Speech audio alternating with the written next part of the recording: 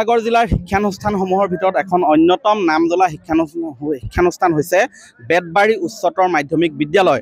আৰু বেতবাৰী উচ্চতৰ মাধ্যমিক বিদ্যালয় ইতিমধ্যে ৭৫ বৰ্ষ অতিক্ৰম কৰিছে আৰু মহাৰজত জয়ন্তীৰ সামৰণি অনুষ্ঠান অনুষ্ঠিত হৈছে কালিৰ পৰা। আজি মহাৰজত জয়ন্তীৰ দ্বিতীয়টো দিন।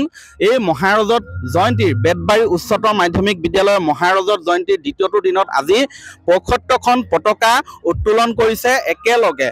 ৭৫খন পতাকা বিশিষ্ট সমাজকৰ্মী, প্ৰাক্তন ছাত্ৰ ছাত্ৰী, বৰ্তমানৰ ছাত্ৰ ছাত্ৰী আৰু ইয়াৰ শিৱসাগৰ সমষ্টিৰ বিধায়ক অখিল গগৈয়ে উত্তোলন কৰিছে। মই দেখুৱাইছোঁ, একেলগে মই পৰিৱেশ দেখুৱাইছোঁ। এক সুন্দৰ পৰিৱেশ, উদুলি মুদুলি পৰিৱেশে বিৰাজ কৰিছে বেতবাৰী উচ্চতৰ মাধ্যমিক বিদ্যালয়ৰ খেলপথাৰত। মই দেখুৱাইছোঁ এয়া একেলগে ৭৫খন পতাকা উত্তোলন কৰিছে মহাৰজত জয়ন্তীৰ লগত সংগতি ৰাখি। এয়া শিৱসাগৰ সমষ্টিৰ বিধায়ক বিশিষ্ট অতিথি হিচাপে আছে। এয়া দেখুৱাইছোঁ প্ৰাক্তন ছাত্ৰ ছাত্ৰীসকল আছে, স্থানীয় সমাজকৰ্মীসকল আছে, অধ্যক্ষ আছে বিদ্যালয়খনৰ জয়ন্ত মাধৱ গগৈ। মই ইয়াৰ মাজতে ভাষ্য ল'ম। এক সুন্দৰ পৰিৱেশ। পোনপ্ৰথমে অধ্যক্ষৰ ওচৰলৈ আহিছোঁ। আজি কি ধৰণে ইয়াত উত্তোলন কৰা হৈছে কি ক'ব? আপোনালোক সকলোকে স্বাগতম জনাইছোঁ।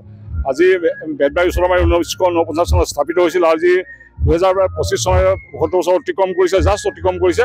আৰু ইয়াত সমবেত হোৱা প্ৰত্যেকগৰাকী আমাৰ বিদ্যালয়ৰ পৰা আন্তৰিক স্বাগতম জনাইছোঁ। লগতে প্ৰত্যেকজনৰ পদধূলি আমাৰ বিদ্যালয়ৰ পবিত্ৰ ভূমি আৰু অধিক পবিত্ৰ হৈছে বুলি মনে ভাবিছোঁ। লগতে আজি মাননীয় বিধায়ক মহোদয় তথা বিদ্যালয় উন্নয়ন পৰিচালনাৰ মাননীয় সভাপতি শ্ৰীযুত অখিল গগৈ তেখেত আহি আমাৰ মাজত উপস্থিত হোৱাত নথৈ আনন্দিত হৈছোঁ, কৃতজ্ঞ হৈছোঁ। মূল পতাকা উদযাপন সমিতিৰ মাননীয় সভাপতি মহী চেতিয়া কৰিছে। তেখেত বিদ্যালয়ৰ অৱসৰপ্ৰাপ্ত শিক্ষক আছিল। বিধায়ক আছে অখিল গগৈ, কি ক'ব? আজি এক উদুলি মুদুলি পৰিৱেশ বেতবাৰী উচ্চতৰ মাধ্যমিক বিদ্যালয়। বেতবাৰী উচ্চতৰ মাধ্যমিক বিদ্যালয় আচলতে আমাৰ শিৱসাগৰৰ এখন অত্যন্ত আগশাৰীৰ শিক্ষানুষ্ঠান।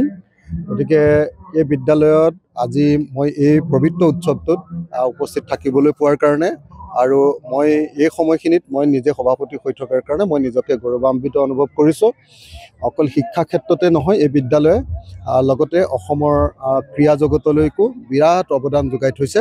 গতিকে মই আজিৰ দিনটোত এই বিদ্যালয়ত পঢ়া সকলো প্ৰাক্তন ছাত্ৰ ছাত্ৰী আৰু বৰ্তমানৰ ছাত্ৰ ছাত্ৰী, প্ৰাক্তন শিক্ষাগুৰুসকল আৰু বৰ্তমানৰ শিক্ষাগুৰুসকল আৰু এই বিদ্যালয়খন প্ৰতিষ্ঠাৰ ক্ষেত্ৰত অৱদান থকা আৰু পৰিচালনাৰ ক্ষেত্ৰত অৱদান থকা প্ৰত্যেকগৰাকী মহান ব্যক্তিকে এই মুহূৰ্তত মই আদৰণি জনাইছোঁ, ধন্যবাদ জনাইছোঁ, কৃতজ্ঞতা জ্ঞাপন কৰিছোঁ। হয়, এয়া পৰিৱেশ।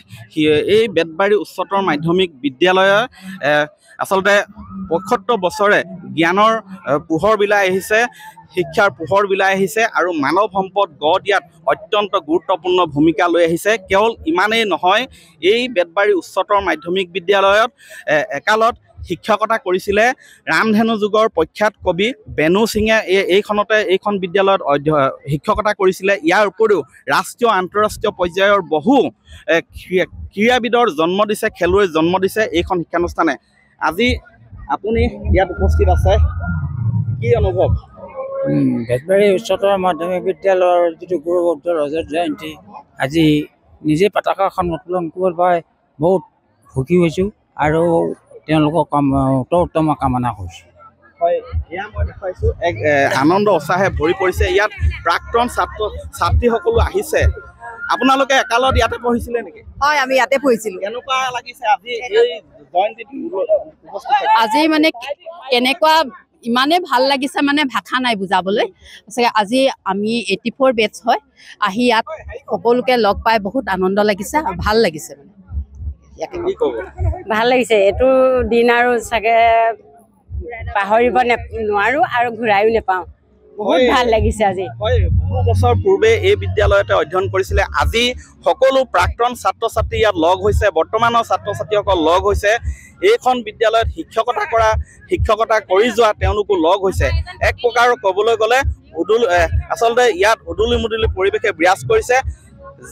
মহাৰজত জয়ন্তীৰ সামৰণি অনুষ্ঠানৰ লগত সংগতি ৰাখি এই পতাকা উত্তোলন কৰাৰ উপৰিও আজি ইয়াত এখন মুকলি তৰ্ক প্ৰতিযোগিতা অনুষ্ঠিত হ'ব আৰু চিত্ৰাংকন প্ৰতিযোগিতা, এনেধৰণৰ বিভিন্ন কাৰ্যসূচী লোৱা হৈছে।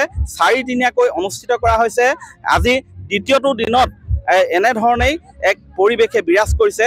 শিৱসাগৰৰ বেতবাৰী উচ্চতৰ মাধ্যমিক বিদ্যালয়ৰ চৌহদত। আপুনি বিচৰা বাতৰি পাব কেৱল নিউজ 18 এপত।